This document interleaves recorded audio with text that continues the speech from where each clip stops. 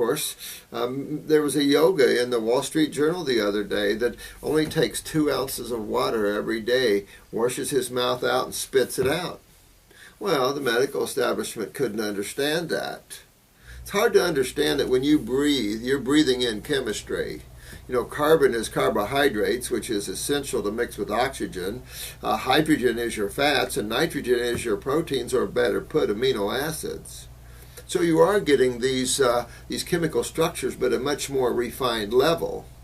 But as you work at a much more refined level, you will find you won't need to eat near as much as you used to.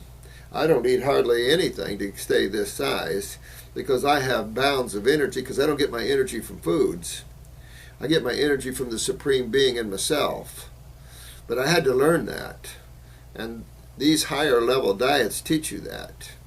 So I went to oranges. I found an organic orange grove for the old Southern Baptist man had been raising for years, and this guy was definitely a channel for God. These fruits were as sweet as honey, and for some reason this navel crop that year was bumper year-round. And navel oranges you never get, start maybe mid-November if you're lucky, and get to the mid of January, late January if you're lucky.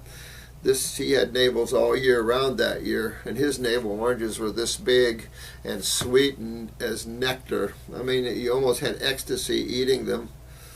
So I lived 6 months on oranges, you know, and gives you a real heightened sense of joy and peace. But it also creates a lot of out-of-body experiences. You know, there's a lot said with near-death experiences. The show I Survived is touching on this a lot more. And these people were having experience with the light. But let me tell you, you go past the light into different heavens. There are worlds upon worlds with all types of beautiful jeweled cities. I mean, anything you can imagine does exist. You can't imagine outside of God. And the beauty of these heavens can be experienced. You know, if you're here, if one starts to look at and realize they're only on this rock spinning through space for a short period of time. You're only on this planet, you know, well, some of the real sick people now with these genetic weaknesses and all the acids in the bodies are not living as long, but, you know, you're not on the planet more than, say, 100 years, 120 years, which is nothing. And so you realize that this is just a touch-and-go planet. You're here for a short time and you take off. All life in creation is just experiences. So if you can leave your body, if you're just using this body while you're here, why can't you travel around in these other worlds while you still have a body? And of course you can. And I was sitting around a campfire one time in a state park in Florida, living in these parks. I was sitting around a campfire and chatting with the group, and this police detective, of all people, police detective said, well, you know, I travel out of the body all the time. And boy, he piqued my interest, and he told me about the Rosicrucians, and so I joined that group, and of course they teach you to astral travel or out of the body travel. There is a Monroe Institute. John Monroe wrote a lot of books on the astral world, which is the next heaven. And of course Jesus described it a lot. There's a lot in Christianity about these heavens. Jesus said, my Father's mansion, of course, has many rooms. Buddha was an avid traveler. Many yogas are out-of-body travelers.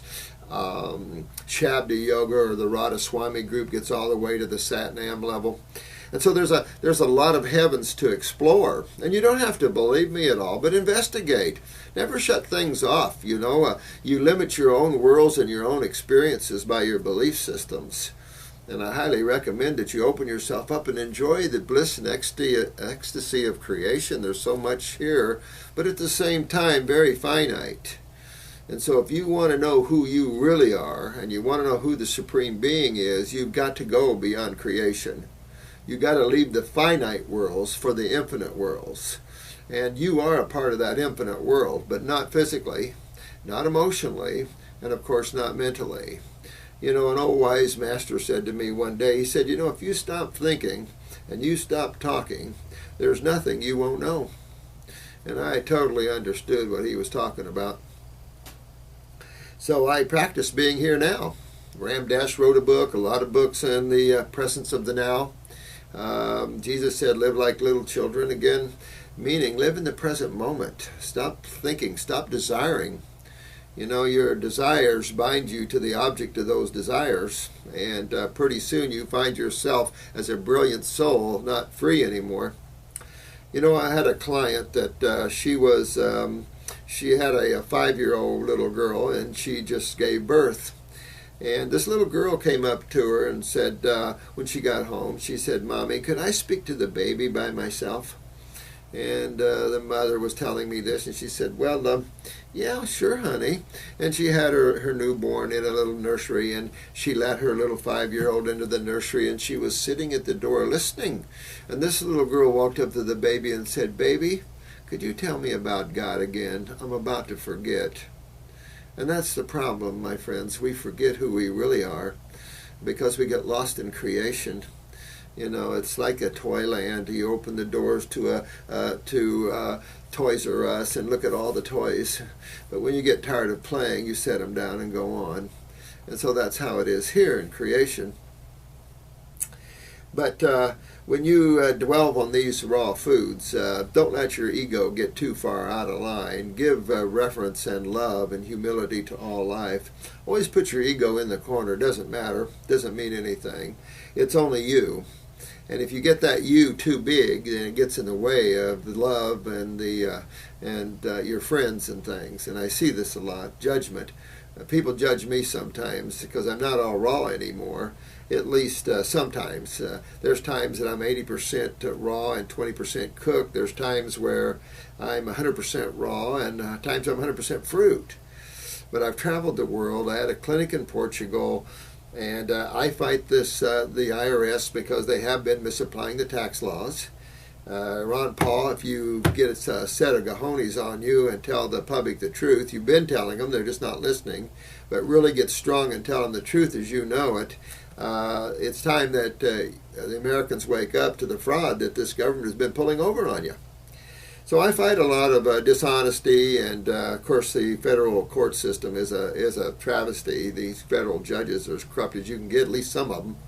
I've been in front of a lot of them, and every one I've been in front of have been pretty corrupt. And this has got to stop in this country. You know, sometimes we think we're the best of the best, but that's brainwashing. You know, love is the key here, and honesty and integrity. And in this country, we have to go back to the law. But irregardless, these things are very stressful, and of course hard to maintain a high level of diet, a raw diet, when you're fighting these kind of causes, because there's just so much corruption and evilness, if you will. When I came out of the woods, I opened up some health food stores. I thought, you know, that would be good to help people. I wanted to help people because I saw how fast the body could heal. At a high level of fruitarianism, I could cut myself. I wouldn't bleed. I wouldn't have any pain, and I wouldn't even know it was there. And next thing, it was healed in a day or two. And Arnold Arad in his books talked about that high level of healing that the body can have at these high level of diets. And I didn't realize that until I started reading his book, and I said, oh my God, I just proved that. And I also proved that the lower you eat on the chain, and when you eat meat, you cut yourself, it hurts, it pusses. Meat's very putrefactive, toxic. And yet people love to eat on that dead animal stuff.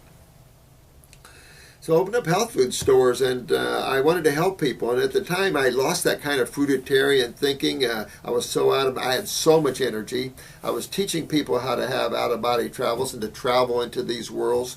And so the energy was, I could just feel spirit